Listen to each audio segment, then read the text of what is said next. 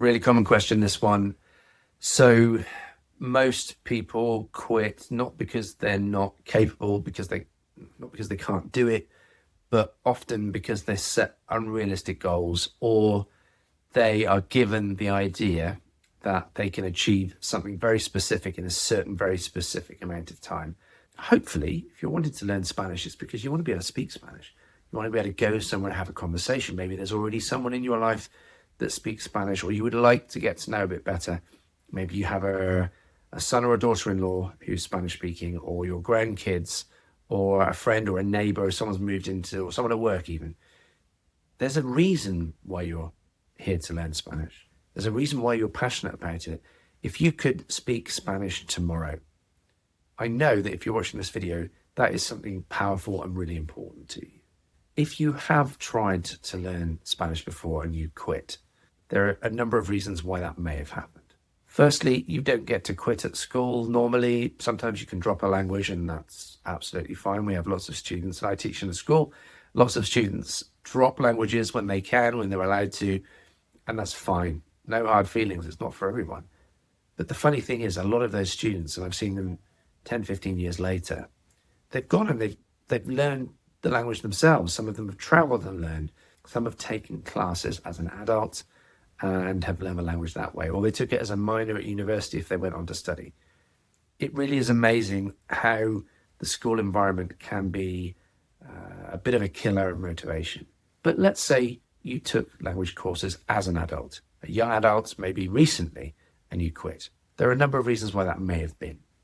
Firstly, because of those promises that basically offer you everything for very no effort, very little effort, or immediate gains, or this word fluency that's bandied about. And it is very, very difficult in a short period of time to achieve any of that. Understanding what it is that is achievable and what you actually want is the first step. Quitting usually comes as a result of feeling that there's something that you can't achieve, or you're overwhelmed, or you don't feel good enough. There's a reason why you throw in the towel for something which normally is very powerful and it's a passion. If you want to learn a language, there's usually a great reason for it. Tell me what your reason is in the comments. Tell me why you're learning this language. But if you're giving up on that dream as well. So anything that forces you to quit means it's not aligned with the way that you should be working. You really need to find something that supports you and that allows you to understand that you'll make mistakes and that the road will be bumpy at times. There are a lot of snake oil salesmen who will tell you that it's easy or that you can do it in no time at all. It just isn't true. You will need time. You will be able to achieve a lot just with the lessons that I've got in the beginner's part of this course, but it's where you go from there. I give you the motivation to take it further and to believe and to know and to feel that you can do it on your own, and that you're self-motivated to move forward and do other things. If you can learn because you want to learn, then you will keep going, and it's that snowball effect. It's realizing that every step you take is getting you closer to that dream that you have. So think about that thing that you want. Think about that end goal, that result, the reason why you clicked on this video, or the reason why you took that course that you ended up quitting. There's no reason why you should have to quit. And if it's because you didn't feel good enough, that's terrible. If it's because the course that you took or the lessons that you took didn't allow you to make those mistakes, or made you feel as though you were falling behind or you weren't doing enough, that's not how it should be. It should be fun. It should be enjoyable. You should be self-motivated. You should see the progress, little milestones. Every lesson, one thing that you can take away from it. One thing that you could do that you couldn't do before. That's how it goes well. Another big reason is comparison. I see a lot of people on language forums online. There are a lot of grammar warriors out there who like to put other people down for the terminology they use, or correcting people without being asked. It's another matter if you ask, is this sentence okay, and you want to get it checked, that's absolutely fine. But there are a lot of people out there who like to show off what they know and like to belittle people who know less than them, who aren't doing things correctly. That's not helpful at all. You shouldn't be comparing yourself to anyone.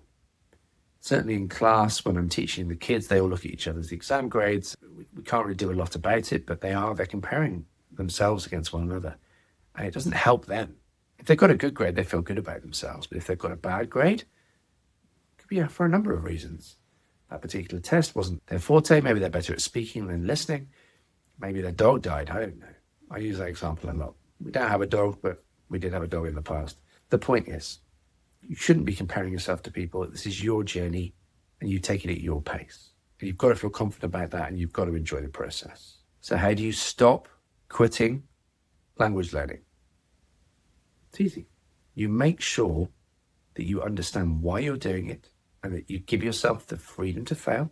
You give yourself the time that you need for your life, however busy it is, to take the lessons, to practice, to enjoy what you're doing, to ask questions and get the answers you need, and to realize and understand that this is a lifelong process. My wife is Peruvian, and we speak in Spanish in the home. Obviously, we go over there and I speak to the family. I still make mistakes. And I will do another video about this. Perfection is an illusion, and it's something that holds you back from enjoying this language. You do not need to be perfect. I do not speak English perfectly. I speak it pretty well, but I don't need to speak it perfectly. Why are we chasing this ridiculous dream? Let's enjoy it. Let's make new friends. Let's go on holiday. Let's live it. Make a mistake, let's laugh it off. Enjoy it.